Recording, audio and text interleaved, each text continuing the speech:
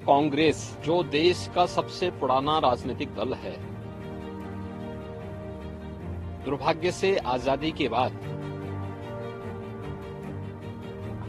वह दिशाहीन हो गई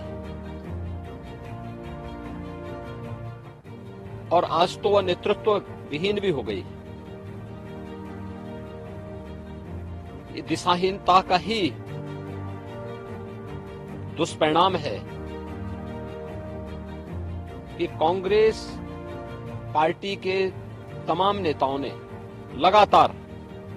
भारत की सभ्यता और संस्कृति को कोसने, अपमानित करने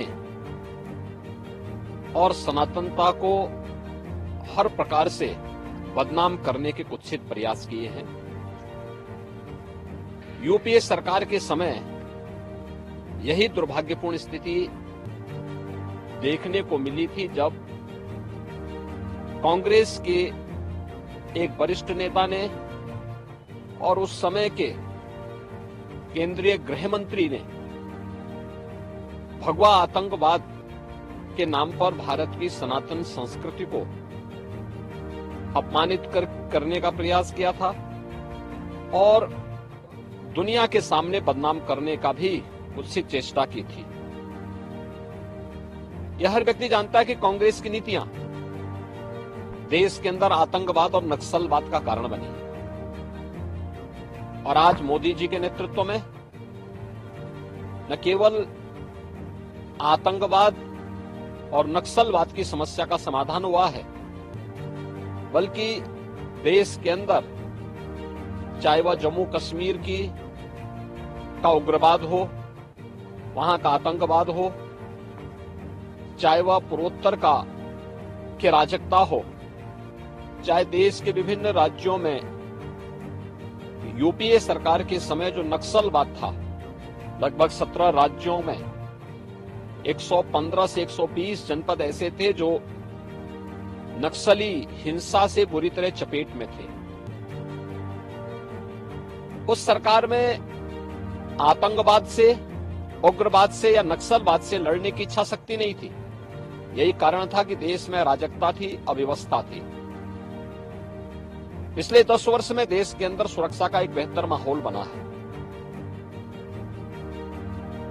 आतंकवाद की जड़ जम्मू कश्मीर में धारा 370 को मोदी जी के नेतृत्व में, गृह मंत्री अमित शाह जी के नेतृत्व में पूरी तरह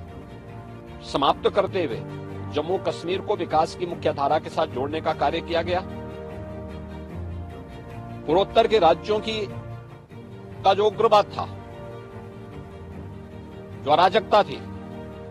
उसको कंट्रोल करके उन्हें राष्ट्र की मुख्य धारा के साथ जोड़ने में सफलता प्राप्त हुई। नक्सलवाद जो यूपीए सरकार के समय 120 के आसपास जनपदों में फैले हुए थे, 17 राज्यों में, आज उसको नियंत्रित करते हुए देश के एक आध राज्य में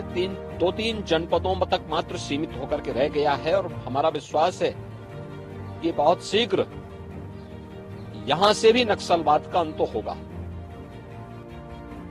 कांग्रेस की सरकार भारत की सनातन सभ्यता और संस्कृति को अपमानित करती थी, उसको बदनाम करती थी। आज मोदी जी के नेतृत्व में भारत की सभ्यता और संस्कृति दुनिया के अंदर सम्मान प्राप्त कर रही है। भारत का गौरव पुनर्स्थापित हुआ है और यह अवसर कभी कभी आता है। यही कारण है कि महाराष्ट्र की राष्ट्रवादी जनता आज मोदी जी के साथ, उनके नेतृत्व में उन्हें तीसरा कार्यकाल देने के लिए पूरी तरह प्रतिबद्ध दिखाई देता है। और हमें विश्वास है कि जो कांग्रेस उन्हें बदनाम करने, उनके हिस्से पर सेंधमारी करने, उन्हें जाति खेमों में बांटने का कुत्सित प्रयास करके देश की सुरक्षा के साथ खिलवाड़ कर रही थी, उस कांग्रेस को पूरी तरह दरकिनार करते हुए देश की जनता आज मोदी जी के नेतृत्व में फिर एक बार मोदी सरकार के संकल्प के साथ जुड़ रही है। और हम विश्वास के साथ कह सकते हैं कि 4 जून को जब 2024 के लोकसभा चुनाव के परिणाम सामने आएंगे तो प्रचंड बहुमत के साथ मोदी जी फिर से देश के प्रधानमंत्री बनेंगे और उनका तीसरा कार्यकाल भारत की समृद्धि, भारत की सुरक्षा और भारत को आत्मनिर्भर भारत और विकसित भारत बनाने की दिशा से एक मील का पत्थर साबित होगा और मुझे लगता है हर भारतवासी के लिए गौरव का क्षण होगा। सर, हम कह सकते हैं कि यूपी की जो सरकार थी उस समय जो आतंकवादी घटनाएं थी उसको कहीं ना कहीं भगवा रंग दे करके उन्होंने राजनीतिक एक साजिश का प्रयास किया, जान के उसको भगवा आतंकवाद का नाम। देखिए, भारत की सभ्यता और संस्कृति को अपमानित करके भारत की सनातन परंपरा को अपमानित करने का एक कुत्सित प्रयास था और ये कांग्रेस की तुष्टीकरण की नीति, जो मुस्लिम तुष्टीकरण की कांग्रेस की राजनीति चले आ रही थी, जो देश के विभाजन का कारण बनी थी, ये दिखाता है कि कांग्रेस का नेतृत्व उस प्रकार के तत्वों की कठपुतली बनकर के भारत की परंपरागत जो सनातन परंपरा और संस्कृति थी उसको अपमानित करके, उसको बदनाम करके, उसको कटघरे में खड़ा करके उन लोगों के हाथों की कठपुतली बनी हुई थी जो देश के विभाजन के कारक थे और जिन लोगों ने भारत और भारतीयता को हमेशा कोसा है, उसके पुण्य क्षति की है और कांग्रेस लगातार उनके हाथों में खेलते हुए भारत को इसीलिए अपमानित कर रही है।